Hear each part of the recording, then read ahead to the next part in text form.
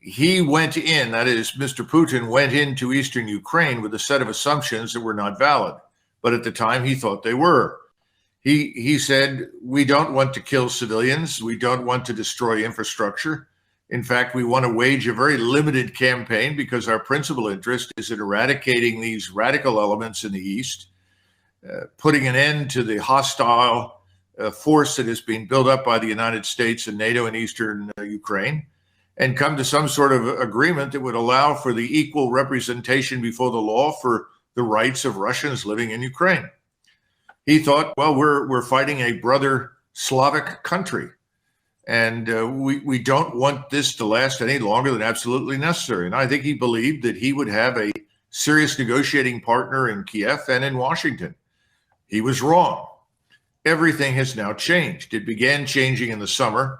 Decisions were made in August about how they would approach the rest of this campaign. And now we're looking at a force of almost 700,000 troops surrounding Ukraine. The large probability of offensives beginning sometime over the next 2, 3, 4, 5, 6, 8 weeks, whenever the ground freezes completely and the Russians judge their force to be ready. And they will move in and they will finish off this Ukrainian state. Let's not kid ourselves.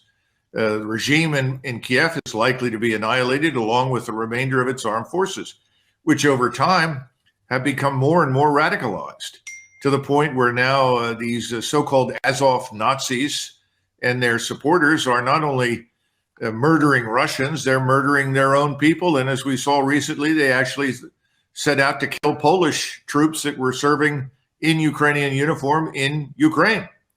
This thing is gone badly. The Russians have been running out of munitions, I guess, from day one, according to the propaganda, and the Ukrainians are still on their victory march. Well, that's all nonsense. The Russians are now fully mobilizing to complete this task. The biggest mistake we could make in the West is to involve ourselves. We've done enough damage.